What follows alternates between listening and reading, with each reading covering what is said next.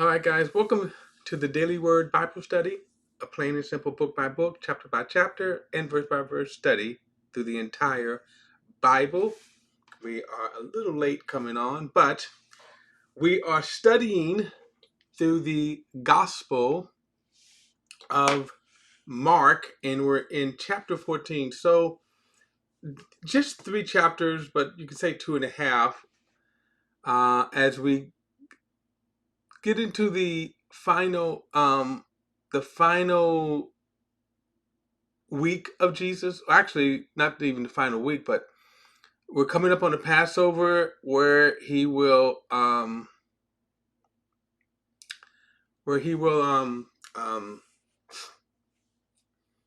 of course have his last supper.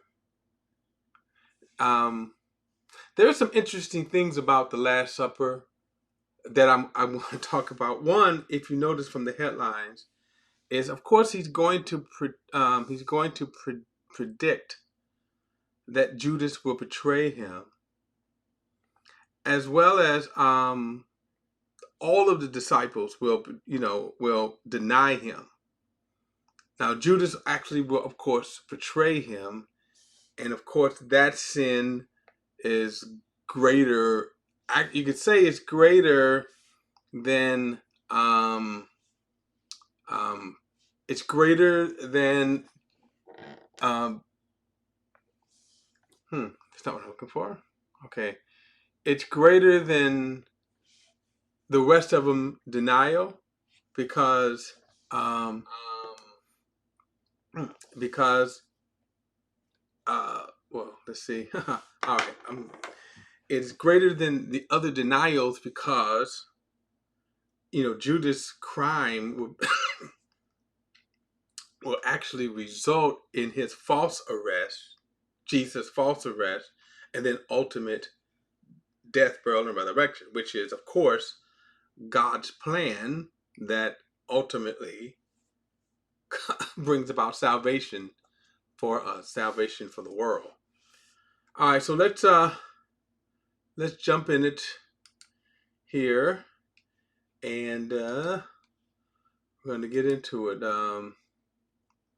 And again, of course, we're getting Mark's perspective, and oh, I didn't.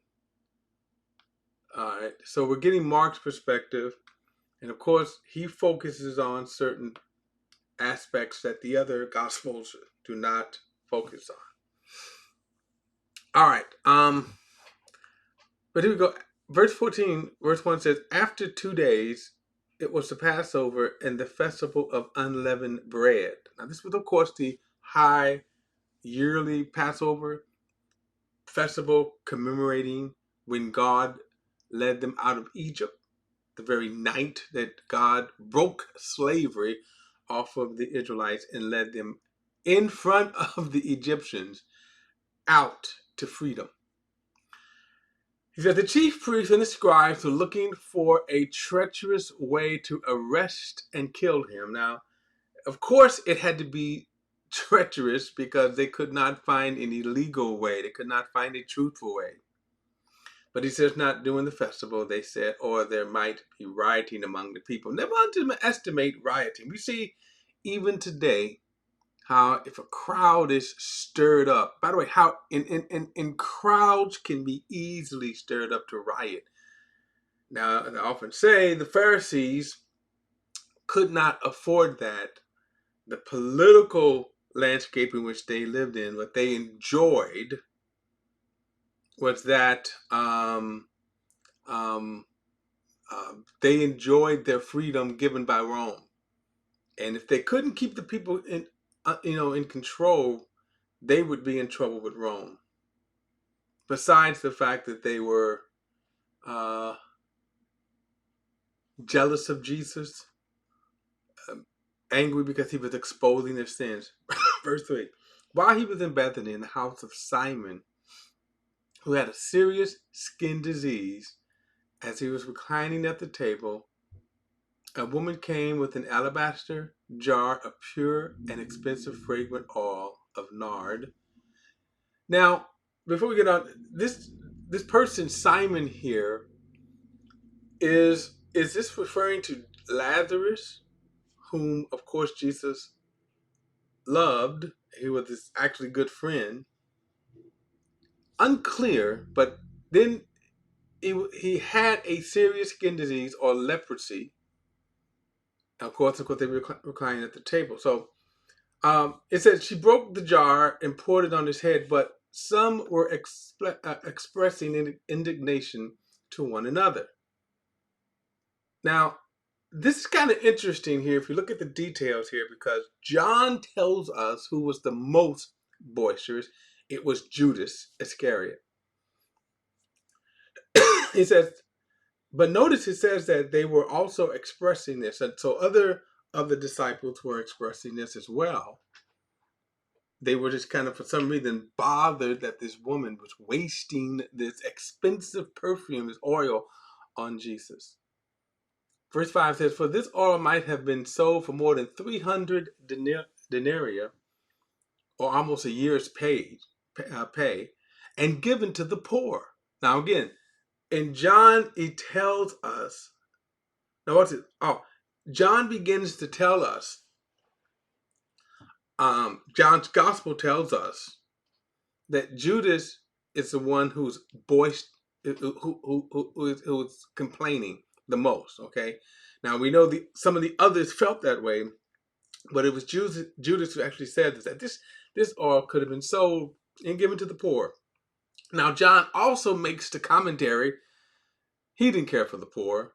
He was a thief, and he used to steal from the money bag. Which is kind of interesting because, when you think about Jesus and his organization, think about Jesus had 12 apostles that followed him. There were other disciples, but there were 12 that followed him, which means they kind of worked for Jesus in this respect. He had to care for them, take care of them. So there had to be money generated. We also know that there were people who supported Jesus' ministry. And so, and also keep this in mind. For example, we know at least Peter was married, so there had to be some provisions made for that. But anyway, he says that Judas didn't care about the poor. And then it says, and look at this, and they began to scold her. Okay, so we see this kind of detail added, that it was not Peter. Judas was the most one who spoke, but you see people feeling this way. As well. Verse 6, then Jesus said, leave her alone. Why are you bothering her? She has done a noble thing for me. You always have the poor with you, and you can do what is good for them whenever you want. But you do not always have me. She has done what she could. She has anointed my body in advance for burial. And I assure you, wherever this gospel is proclaimed in the whole world, what this woman has done will also be told in memory of her. So we see that, and I believe it was Mary, the one who broke this oil. But notice, so 2,000 years later, we're reading about this incident. Okay, that, as Jesus says, is told in memory of her. You can also notice that Jesus says you always have the poor, and so the what was bad about their perspective, again, Judas didn't care about the poor. Jesus said you can always do anytime you want to do good for them, they're there. So why would you pick this moment? And people are like that. People kind of have those silly, I'm going to say silly emotions, that they will get upset over the silliest thing. He said, then Judas Iscariot, one of the 12, went to the chief priests to hand him over to them. And when they heard this, they were glad and promised to give him silver. And so he started looking for opportunities to betray him. What's interesting about this here, notice the correlation here, that Jesus rebukes Judas in his outburst. He rebukes Judas. One, you didn't care for the poor. Why are you making a big deal out of this woman who's doing this good thing at this moment here? Why does that bother you? So that's the first thing. And then, interesting, right after that, he goes and negotiates the deal to betray Jesus. Now, I'll say this, that Judas was a thief, Judas was greedy, and this is why he betrayed Jesus. There is sort of this kind of wild tale that Judas did this for noble reasons. That what the reason why he really rebelled is that he was trying to incite Jesus to kind of jump into the Messiah role, the action, and start the you know him to take his position as the Messiah, as the king. First of all, there is absolutely no absolutely no scripture evidence of that. That's made up. It's just made up, and that's been around for a while, but it's made up. He was greedy. That's why. Verse 12 says, on the first day of unleavened bread, when they would sacrifice the Passover lamb, his disciples asked him, where do you want us to go to prepare the Passover so you may eat it? Now again, this was a big deal. You had people from all around the Roman world that would travel, Jews that would travel. There were Gentiles, but mainly Jews, that they would travel to partake at Jerusalem the Passover. Now they could eat the Passover lamb where they were at if they were unable to travel, but the reason why Jerusalem swelled with people was because this was one of the feasts that they had to appear by the law. Verse 13, so he sent two of his disciples and told them, go into the city, and a man carrying a water jug will meet you. Follow him wherever he enters. Tell the owners of the house, the teacher says, where is the guest room for me to eat the Passover with my disciples? He will show you a large room upstairs, furnished and ready. Make the preparations for us there. So the disciples went out into the city and found it just as he had told them, and they prepared the Passover. When the evening came, he arrived with the 12. That means Judas was with them. Now remember, Judas had already went out secretly and negotiated his deal. So right as they're speaking, in his heart, Judas, right now, I'm going to deliver the master. I'm going to deliver the Lord into the hands of the Pharisees. He says, while they were reclining and eating, Jesus said, I assure you, one of you will betray me, one who is eating with me. And of course, the statement here is this fellowship meal. As he's eating the fellowship meal, he says, one of you will betray me. They began to be in distress and to say to him, one by one, surely not I. He said to them, it is one of the 12 who is dipping bread with me in a bowl. For the Son of Man will go just as it is written about him. But woe to that man by whom the Son of Man is betrayed. It would have been better for that man if he had not been born. Now, could you imagine? And hopefully we could say this. No, you really shouldn't imagine. You really shouldn't imagine this. This is not something that you should imagine.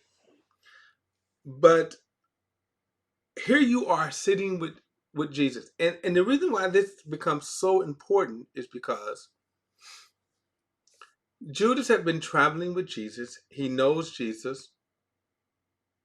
He heard him. He just as John said in his letter, we ate with him, we talked with him, we fellowshiped with him. Well, Judas was there. He saw the miracles. And yet, as he's eating this, what is in his heart as he's eating this fellowship meal. Already he's betrayed Jesus. He's already cut a deal to make to he's already cut a deal to betray him. So the statement that Jesus makes, the Son of Man will go just as it is written. Now, you have to keep that in context because, yeah, even though Judas betrayed him, this is happening because it was already foreordained by God. And as Jesus would say, now when we get to the Gospel of John, you hear a lot of these statements that I'm making right here. This is the language that Jesus spoke. For example, he said, "No one takes my life from me. I lay it down. No one could take him until it was time." The Pharisees tried over and over to take Jesus, but he said, "No, no one." So when Jesus makes this statement, it's going just as it's written. But notice what he says: "Woe to the man by whom the Son of Man is betrayed." And it would have been better for this man never to have been born. Now remember, the disciples begin to be distressed and go, "Surely not I." And I don't even think they know the depths of what Jesus was saying, except Judas. Judas knew he's already betrayed him to the Pharisees. He's going to be arrested. And it was kind of interesting that at sometime during this night, he's going to go out and get him. Jesus is going to turn to him and says, "What you do, go do quickly." So notice the, again, very stern, harsh condemnation. It is better if that man had not been born. It is better if that man had not been born. Wow. Now, I'm going to ask the question, could Judas have been saved? Or was it already predestined for Judas to betray Jesus? I'm going to say that it wasn't preordained for Judas, the person, though God obviously knew it was Judas. The Bible tells us Jesus knew from the beginning it was Judas. Okay. But could Judas have repented? Now, this is very hypothetical. Very hypothetical. The answer is yes. But I also think that God had already foreseen that he wasn't going to. And Luke even tells us that Satan enters Judas.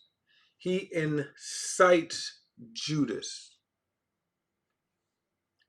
You start with Judas, his own heart. You start with that. You start with his sinfulness, his evilness that was driven by greed.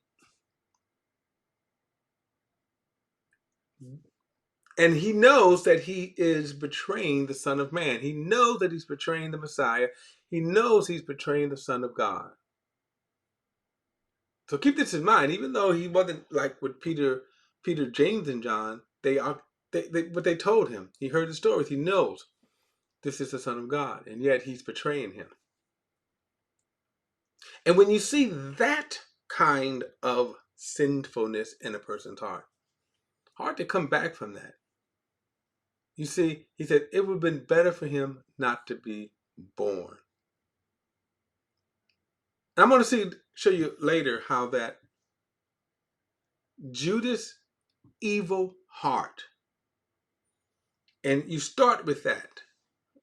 In other words, I'm saying God did not create Judas and then create the kind of betrayal heart just so he could have this happen. But you see the wickedness of men. Just like the Bible prophesies about the beast that is to arise and rule the world. People call him the Antichrist. The person himself, that God did not create him for that. But you do see people who sell themselves to sin. They sell themselves to sin. So now you can even, so when you see this here, at this moment, having seen all the miracles, at this moment, his damnation is set. You can even say irrevocable. So that's a sad case. I would not want to be Judas. Okay? I would not want to be Judas. Obviously, we're going to pick it up and continue in the next study. But that's interesting. You see kind of the details there. That's interesting. Judas. Wow. All right, guys, don't forget to like and share this video and subscribe to BP, the Bible Perspective. And as always, if you have a thought, a comment, add it to the comment section below. All comments are welcome. And I'll see you in the next study.